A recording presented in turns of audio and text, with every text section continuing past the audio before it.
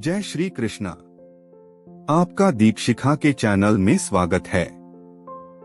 श्रीमद् भगवत गीता अध्याय 9 परम गुह्य ज्ञान। श्री भगवानुवाच इदंतु ते गुह्यत्म प्रवक्ष्यामि सुवे ज्ञान विज्ञान सहित यज्ञात्वा मोक्ष से श्रुभात। इसका भावार्थ है, श्री भगवान ने कहा, हे अर्जुन, चूंकि तुम मुझसे कभी ईर्ष्या नहीं करते, इसीलिए मैं तुम्हें यह परम गुह्य ज्ञान तथा अनुभूति बतलाऊंगा, जिसे जानकर तुम संसार के सारे क्लेशों से मुक्त हो जाओगे। इसका तात्पर्य है, जो जो भक्त भगवान के विषयों में अधिकाधिक सुनता है, त्यों त्यों वह आत्म प्रकाशित होता जाता है। यह श्रवण विधि श्रीमद्भागवत में इस प्रकार अनुमोदित है। भगवान के संदेश शक्तियों से पूरित हैं, जिनकी अनुभूति तभी होती है जब भक्त जन भगवान संबंधी कथाओं की परस्पर चर्चा करते हैं। इसे मनोधर्मियों या विद्यालीन विद्वानों के सानिध्य से नहीं प्राप्त किया जा सकता, क्योंकि यह अनुभूत ज्ञान विज्ञान है। भक्तगण परमेश्वर की सेवा में निरंतर लगे रहते हैं।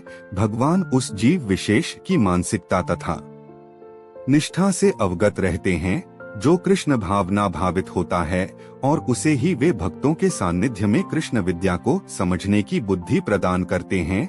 कृष्ण की चर्चा अत्यंत शक्तिशाली है, और यदि सौभाग्यवश किसी को ऐसी संगति प्राप्त हो जाए और वह इस ज्ञान को आत्मसात करे, तो वह आत्म साक्षात्कार की दिशा में अवश्य प्रगति करेगा। कृष्ण अर्जुन को अपनी अलौकिक सेवा में उच्च से उच्चतर स्तर तक उत्साहित करने के उद्देश्य से इस 9वें अध्याय में उसे परम गुह्य बातें बताते हैं, जिन्हें इसके पूर्व उन्होंने अन्य किसी से प्रकट नहीं किया था। भगवद गीता का प्रथम अध्याय शेष ग्रंथ की भूमिका जैसा है। द्वितीय तथा तृतीय अध्याय में जिस आध्यात्मिक ज्ञान का वर्णन हुआ है, वह गुह्य कहा गया है। 7वें तथा 8वें अध्याय में जिन विषयों की विवेचना हुई है, वे भक्ति से संबंधित हैं और कृष्ण भावनामृत पर प्रकाश डालने के कारण गुह्यतर कहे गए हैं। किंतु 9वें अध्याय में तो अनन्य शुद्ध भक्ति का ही वर्णन हुआ है। फलस्वरूप यह परम गुह्य कहा गया है। जिसे कृष्ण का यह परम गुह्य ज्ञान प्राप्त है, वह दिव्य पुरुष है। आथ इस संसार में रहते हुए भी उसे भीतिक क्लेश नहीं सताते। भक्तिरसामृत सिंधु में कहा गया है कि जिसमें भगवान की प्रेमा भक्ति करने की उत्कृष्ट इच्छा होती है, वह भले ही इस जगत में बद्ध अवस्था में रहता हो, किंतु उसे मुक्त मानना चाहिए। इसी प्रकार भगवद गीता के 10वें अध्याय में हम देखेंगे कि जो भी इस प्रकार लगा रहता है, वह मुक्त पुरुष है।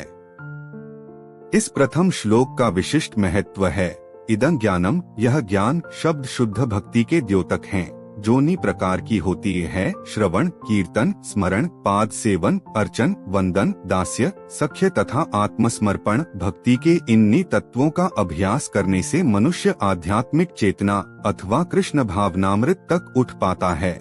इस प्रकार जब मनुष्य का हृदय भौतिक कल्मश से शुद्ध हो जाता है, तो वह कृष्ण विद्या को समझ सकता है।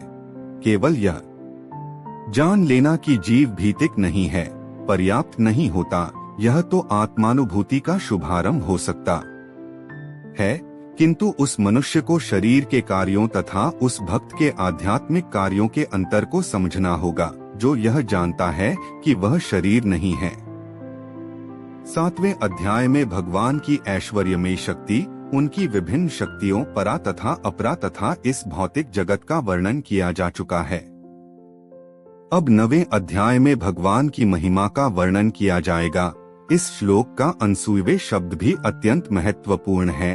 सामान्यतया बड़े से बड़े विद्वान भाष्यकार भी भगवान कृष्ण से ईर्ष्या करते हैं। यहाँ तक कि बहुश्रुत विद्वान भी भगवद गीता के विषय में अशुद्ध व्याख्या करते हैं।